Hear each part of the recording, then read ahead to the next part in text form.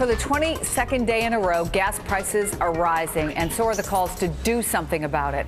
The national average is now $3.73 a gallon. That's up 30 cents in just the last month. I'm joined now by Congressman Ed Markey, Democrat from Massachusetts and member of the Energy and Commerce Committee. Let me get your reaction first, Congressman, to what you just heard Speaker Boehner say. Well, first of all, we have the largest amount of drilling going on in the United States in 8 years, greater than the drilling that was going on during the Bush administration. So I wish they would at least give President Obama credit for doing more drilling than President Bush did. But at the same time, the Republicans have also, in the last year, zeroed out the money for wind, for solar, compromised the ability of the Environmental Protection Agency to increase the fuel efficiency of the cars that we drive so we don't have to import so much oil from overseas. And as they build the Keystone Pipeline, or they propose to do so, they don't even want a restriction on it that the oil can stay here in America. That oil is going straight to China or to Europe. What's the point of us building the pipeline if it doesn't stay in the United States? So the Republicans have a big problem in their all of the above category, because wind, solar, plug-in hybrids, all of that is off the table as far as they're concerned.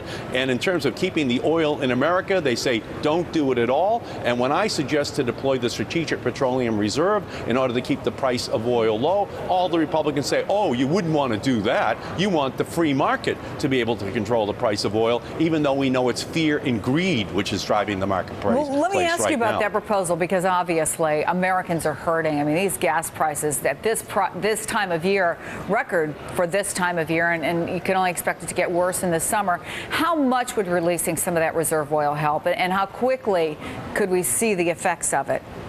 The first President Bush, President Clinton, the second President Bush, and President Obama have each released the Strategic Petroleum Reserve, and each time it has been released, it lowered the price of oil from 8 to 33%. So we know that it works. The Republicans always object to using the Strategic Petroleum Reserve. Iran is threatening the oil markets. Iran wants to build a nuclear weapon, and they're threatening the oil markets. We have to threaten them right back. We have to use our Strategic Petroleum Reserve. We have to say we're not going to allow them to inject fear into every driver in the United States as they pull up to look at what the new price is for gasoline at the pump.